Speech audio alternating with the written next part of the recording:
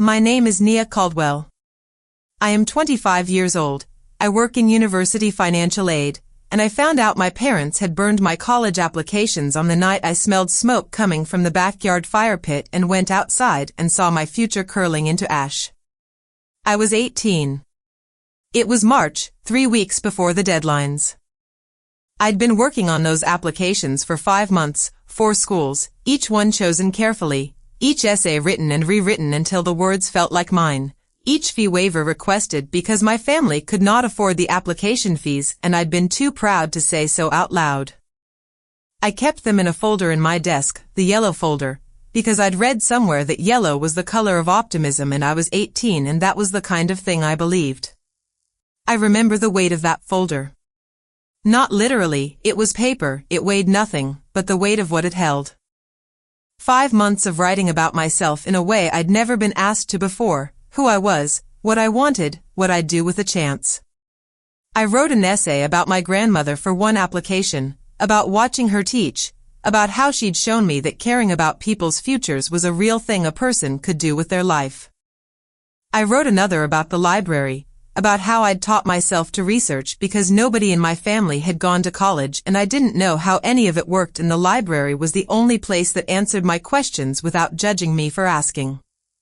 Each application was a version of myself I'd built in private, on my own, without help, and the yellow folder was where all those versions lived. When I smelled the smoke, I was smelling my own handwriting. My father was standing by the fire pit.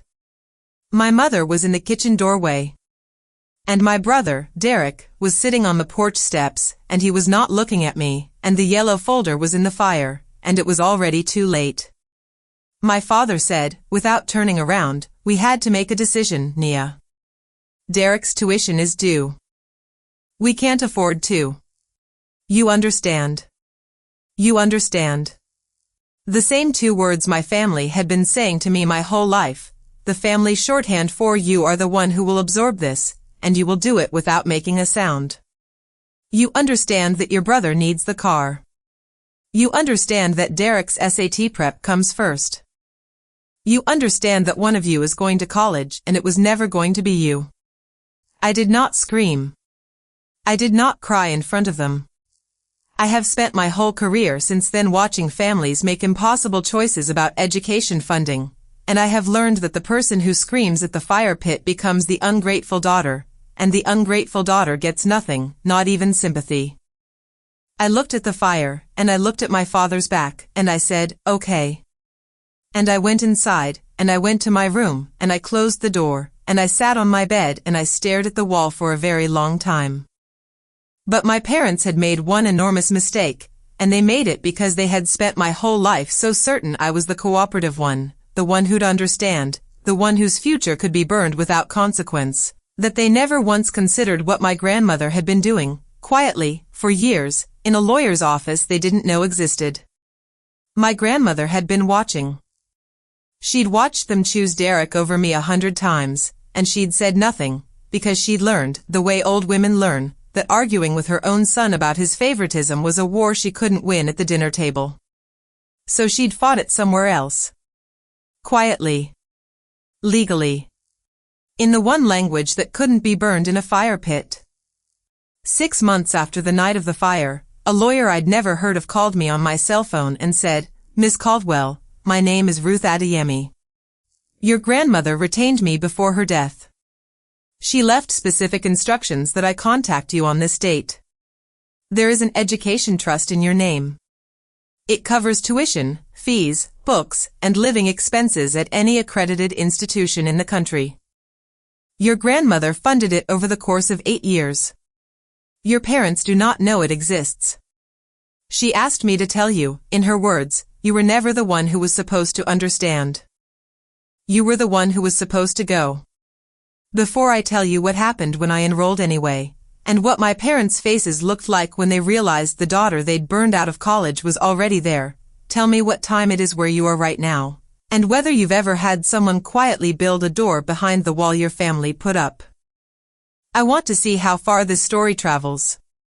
I have to explain what I do now, because it's the whole spine of this story, and it's the thing my parents' fire made me into. I work in university financial aid. I sit across a desk from 18-year-olds and their families, and I help them navigate the system that determines whether they can afford to go to school. I see the applications, the fee waivers, the FAFSA forms, the desperate emails from students whose families can't or won't pay. I see, every single day, the exact moment a young person realizes that their future depends on paperwork their family may or may not support, and I help them through it, because I am the person I needed when I was 18, standing in a backyard watching a yellow folder burn. That's what the fire made me. Not bitter. Useful. It turned me into the person who understands the machinery of educational access from the inside, who knows how the money flows, how the applications work, how a student with no family support can still get through the door if someone shows them where the door is. My grandmother showed me the door. And now I show other people's grandchildren, every day, because that's the only thing that makes the fire mean something other than cruelty. My family never understood this. To them, I work at a college, the same vague, faintly disappointing description they give everything I do. My mother tells relatives I'm in administration, which in our family means I answer phones. My brother Derek, who went to the college my parents chose for him, who graduated with mediocre grades and a degree he doesn't use, is still introduced as the one who went to college, as though attending were an identity rather than a thing I also did, quietly, without them, on money they didn't know existed. I want to be fair, because fairness is the whole point of this story. My parents were not monsters.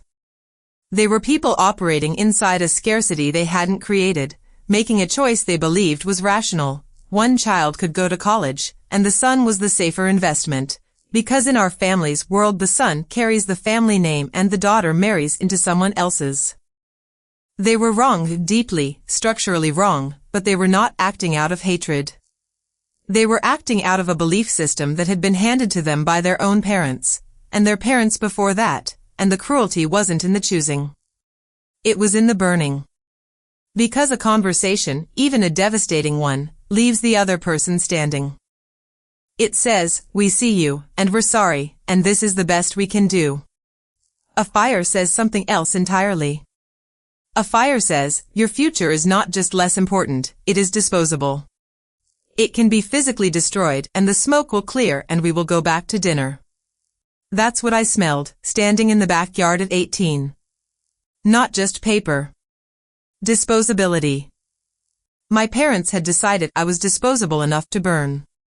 Because they could have told me. They could have sat me down and said, "Nia, we can't afford both, and we've decided to send Derek." That would have been devastating but honest. Instead they burned my applications while I was in the house, and they let me find out by smelling smoke, and that choice, the choice to destroy rather than explain, is the thing I've never been able to forgive, because it told me that my future wasn't just less important than Derek's. It was something that needed to be physically eliminated so it wouldn't compete with his. There were 3 moments I never let myself feel until that lawyer's phone call made me feel all of them at once. When I was 14, I won a district writing competition, the only academic prize anyone in our family had ever won, and my father said, at dinner, "That's nice, Nia," and then spent 20 minutes discussing Derek's JV basketball season. The trophy went on a shelf in my room, not the living room, because the living room shelf was for Derek's things. When I was 16 and brought home the highest GPA in my class, my mother said I should help Derek with his homework more, as though my achievement's purpose was to serve his, and I did it, because helping was what I was for. And when I was 17 and started working on those college applications, my father found the yellow folder and said, "Carefully, you know we can't afford 2 tuitions, Nia," and I said, "I know, I'm applying for scholarships and fee waivers," and he looked at me with something I now understand was not skepticism but fear that I might actually get in, and that he'd have to explain to someone why the daughter who got in wasn't the one who went. I want to describe my brother at the porch that night, because he matters. Derek was sitting on the steps, and he was looking at his hands. Not at the fire, not at me, at his hands. He wasn't celebrating. He wasn't smug. He looked like a person who knew something wrong was happening but who had been raised inside a system where he was the beneficiary and the beneficiary's job is to accept, not to question. I don't think Derek asked them to burn my folder. I think he let it happen the way I'd been letting things happen my whole life, by staying quiet, by being the person the family expected him to be, by understanding. We were both understanding that night. The only difference was that his understanding came with a tuition check, and mine came with smoke. Each moment was warm on the surface. That was the trap. Each one taught me the same lesson, that I was the surplus child, the one whose achievements were measured not by their size but by whether they threatened Derek's, and that the family's job was to make sure they didn't. Then they burned the folder, and the lesson stopped being warm and became a fire in the backyard, and I smelled it before I saw it, and by the time I got there the optimism was ash. Let me tell you about my grandmother, because without her this is just a story about a girl who got burned, and it is not that story. It is a story about a woman who saw the burning coming and built a fireproof door. My grandmother, we called her Gram, was my father's mother, and she was the quietest person in our family, which in a family like ours meant she was the most dangerous. She had watched my parents choose Derek over me for years. She had watched the living room shelf fill with his things and not mine. She had watched my mother redirect my achievements toward his homework and my father dismiss my writing prize and my scholarship research, and she had said almost nothing, because Gram understood something about her own son that I only learned later, that arguing with him about his favoritism made him more entrenched, not less, and that the only way to protect me was to do it where he couldn't see. Gram had been a teacher. Not a wealthy woman, a public school teacher for 35 years, living on a teacher's salary, careful with money the way teachers learn to be. And over the course of 8 years, starting when I was 10 years old and she first noticed the pattern, she had been putting money away. Small amounts, steady, the kind of saving that doesn't look like much in any single month but compounds, over 8 years, into something that can change a life. She put it into a trust, a real, legal, properly structured education trust, administered by a lawyer named Ruth Adeyemi, who had been Gram's attorney for years and who understood exactly what the trust was for and why it needed to be invisible to my parents. Gram funded my future the way she'd lived her whole life, quietly, steadily, without performance, in amounts too small for anyone to notice and too consistent for anyone to stop.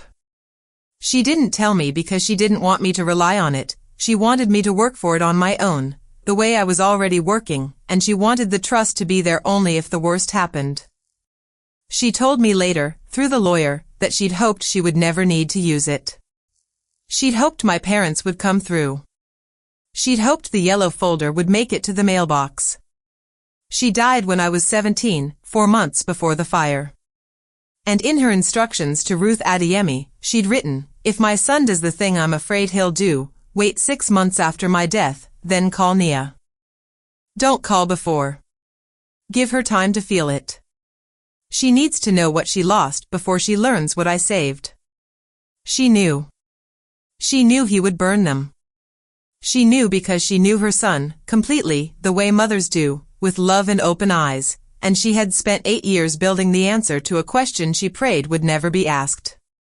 I want to tell you about the 6 months between the fire and the phone call, because they were the worst 6 months of my life, and my grandmother had planned for them too.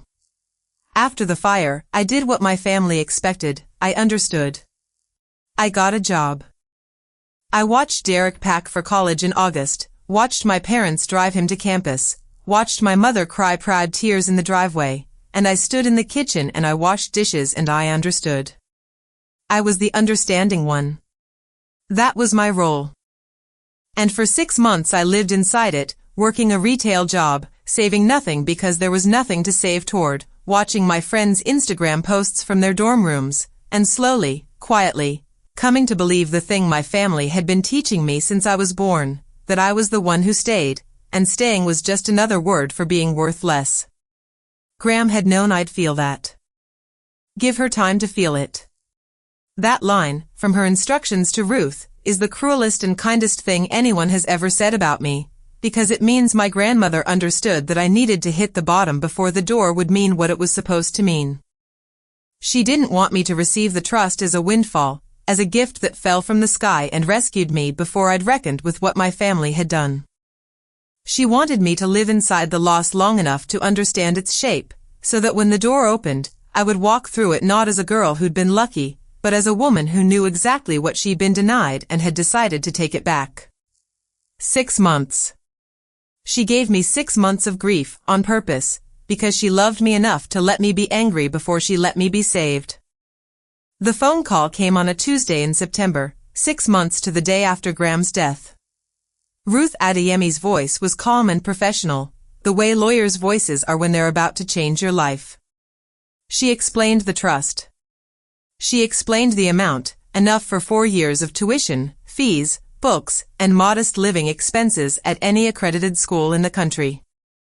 She explained that Graham had funded it over 8 years, in small monthly contributions that my parents had never seen because the account was held separately, in Graham's name, administered by Ruth's office. And then she read me Graham's message, the one Graham had dictated to Ruth before she died, to be delivered with the phone call. Nia. If you're hearing this, your father did what I was afraid he'd do, and I'm sorry I wasn't there to stop it. I couldn't stop it from the dinner table, so I stopped it from a lawyer's office. This money is yours. It's not a gift and it's not a rescue. It's the thing you earned by being the kind of girl who fills out her own fee waivers and writes her own essays and keeps her folder yellow because she read that yellow means optimism. You were never the one who was supposed to understand. You were the one who was supposed to go. Go. I read that message 3 times. Then I read it again. Because my grandmother had done the thing no one else in my family had ever done. She had spoken to me as though my future were real. Not theoretical, not conditional on Derek's needs, not something I should understand my way out of wanting. Real. Worth 8 years of a teacher's salary. Worth a lawyer and a trust and a set of instructions timed to the month. She had treated my going to college as a fact that was going to happen, and she had spent the last 8 years of her life making sure the fact was fireproof. I sat on the floor of my bedroom, in the house where my yellow folder had burned, holding my phone, and I cried for 40 minutes. Not grief. Relief. The specific, physical relief of a person who has been holding a weight she didn't know could be set down, and who has just been told, by the one person who ever saw her clearly, that she was allowed to set it down. I should describe one night from those 6 months, because it's the one I carry. It was October, about a month after Derek had left for school, and I was working the closing shift at a store in the mall, and a girl came in who was about my age, wearing a college hoodie, clearly home for the weekend, and she was happy in the careless way people are happy when nothing fundamental has been taken from them, and she asked me a question about a product and I answered it, and she left, and I stood behind the counter and I thought, that's me, in the version of my life that didn't have a fire pit. That girl is what I'd be right now. And I folded a shirt, and I put it on the rack, and I finished my shift, and I went home to the house where the fire pit still sat in the backyard, empty, like a mouth that had said everything it was going to say. I enrolled in January.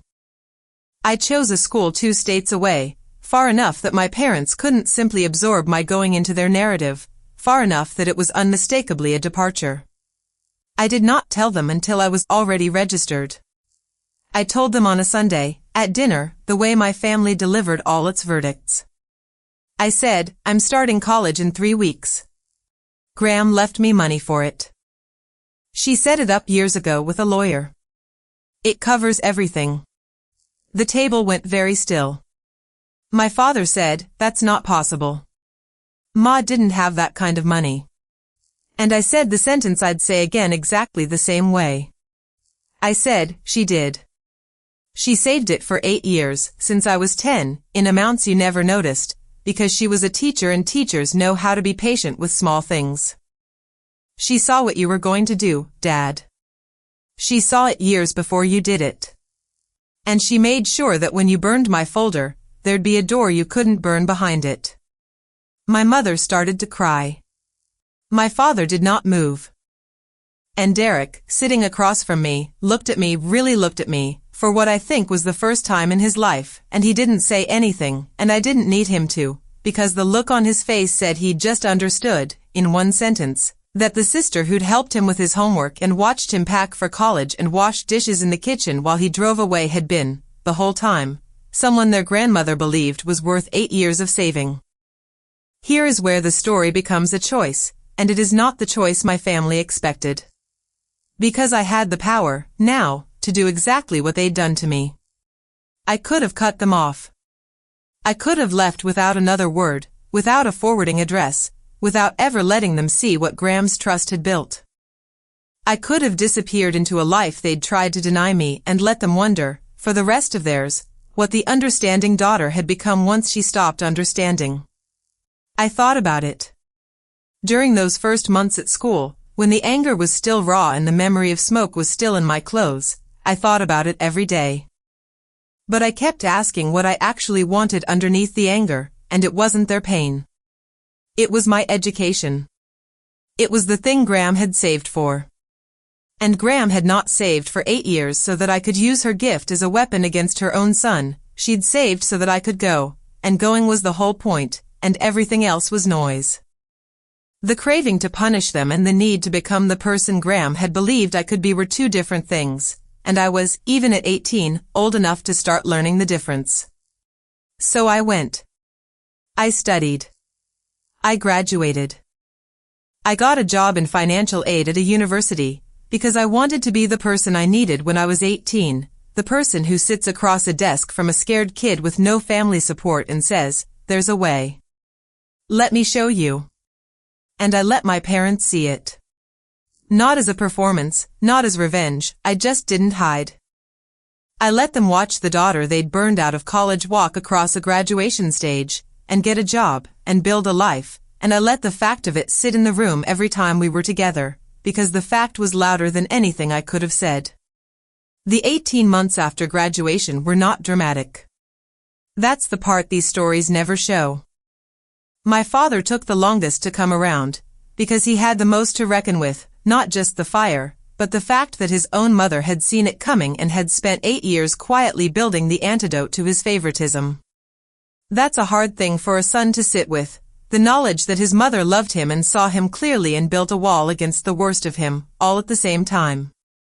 For a long time he was defensive. He said, more than once, that he'd been trying to do the right thing for the family, as though burning a child's future were a form of resource management. Then, about a year after I graduated, he came to see me at my office, at the university, the financial aid office where I work, and he stood in the doorway and he watched me help a student, a young woman about my age, navigate a fee waiver, and he didn't say anything for a long time. Then he said, "Your grandmother would have liked seeing this." And I said, she did see it. She saw it when I was 10. It wasn't a clean apology. But it was my father standing in the doorway of the life his mother had built for me, watching me do the thing he'd tried to prevent, and letting it be real. I decided to let it be enough. There was one more thing he said, standing in my office doorway, that I've never told anyone. He said, "She used to talk about you when you were small. Your grandmother. She used to say you were the one who'd remember what she taught." I didn't know my father had heard that. I didn't know Graham had said it to him. And I realized, in that moment, that my father had known, on some level, for years, that his mother believed in me more than he did, and instead of letting that change him, he'd burned the proof and hoped the question would go away. The question didn't go away. The question grew up and got a job and now sits across a desk from frightened students and helps them, and he was standing in its doorway, watching. My mother apologized first, because mothers carry guilt differently. She called me one night and said, "I want to say something and I don't want you to make it easy for me." She said, "I stood in the kitchen doorway and I watched him burn your folder, and I didn't stop him, and I told myself it was the practical thing, and it was the worst thing I've ever done. Your grandmother saved you because I didn't. She didn't ask me to forgive her." That's the only reason it landed. Derek never said much about it directly. But he did something that told me more than any sentence could have. About 2 years after I graduated, He called me and said he was thinking about going back to school, a different program, something he actually cared about this time, and he asked if I could help him with the application. The brother whose college I'd been burned out of was asking the sister who now worked in financial aid to help him apply. I helped him. I sat at my kitchen table and I walked him through every form, the way I walk any student through it, and I did not mention the fire, and he did not mention it, and the silence around it was the closest either of us has come to saying what we both know, that the wrong child was sent the first time, and that our grandmother was the only person who saw it clearly enough to build the correction. People ask me whether it was revenge. I didn't burn anyone's applications. I didn't redirect anyone's tuition money, or stand at a fire pit and tell my brother his future wasn't worth the cost of a match. I didn't do a single one of the things the setup seems to promise. My parents did the burning, their own choice did the damage, and my grandmother's trust, funded over 8 years in amounts too small to notice and too steady to stop, did what no argument of mine ever could have. It opened a door behind the wall they built, in a voice they couldn't dismiss, because it was the voice of the woman who'd raised them. All I did was walk through the door. And then I held it open for other people's children, because that's the only thing that turns a fire into something that means more than the thing it destroyed. Here is what everybody lost. My parents lost the story, the one where they'd made a hard but rational choice and the understanding daughter had accepted it. They lost it on a Sunday at dinner, when the understanding daughter told them she was already enrolled, on money their own mother had saved in secret for 8 years. But they gained, eventually, the sight of what I became, the daughter who works in the exact system they'd burned me out of, helping other people's children through the door. That's worth more than the story was. Derek lost the comfortable role, the chosen one, the one who went, the one the family invested in. He lost it the day he realized the sister who'd helped with his homework and washed the dishes while he drove away had been, the whole time, someone his grandmother believed was worth more than he'd ever been asked to be. And I lost something too, and it wasn't my family. I lost 6 months. 6 months of believing I was the one who stays, the one who understands, the surplus daughter whose future could be burned without consequence. My grandmother gave me those 6 months on purpose, because she knew I needed to feel the full weight of what had been done before the door would mean what it was supposed to mean. She was right. She was right about everything. I keep the trust document framed on my desk now. Not my diploma, that's on the wall. The trust document, the original, with Graham's name on it and Ruth Adeyemi's stamp and the date it was established, 8 years before the fire, when I was 10, when my grandmother looked at a quiet girl doing her homework at the kitchen table and decided, with the patient certainty of a teacher, that this one was going to college whether her parents helped or not. They burned my folder in the backyard. It turned out my grandmother had already fireproofed my future 8 years earlier, in a lawyer's office they never knew about, funded by a teacher's salary they never respected, held in a trust they couldn't touch. So if there's someone in your life who burned the thing you built, who took your future and called it a practical decision, who told you to understand while they gave your chance to someone else, ask yourself one thing tonight. Is there a door behind the wall? Is there someone, somewhere, who saw you clearly enough, loved you quietly enough, to build one before you even knew you'd need it? Because the people who burn your folder are loud, and the people who build your door are quiet, and the quiet ones are the ones whose love actually holds. Thank you for staying with this story to the end. Every character and event in it is fictional, written for reflection and entertainment. But if any of it felt familiar, I hope it leaves you with this: the understanding daughter is never the one who had nothing at stake. She's the one who held everything at stake and was told to carry it quietly. And sometimes, if she's lucky, someone who loved her was building, in silence, the thing that would outlast the fire. Keep the folder. Keep the yellow. And if someone builds you a door, walk through it, not to prove them wrong, but to become the person someone believed you could be, long before anyone else was looking.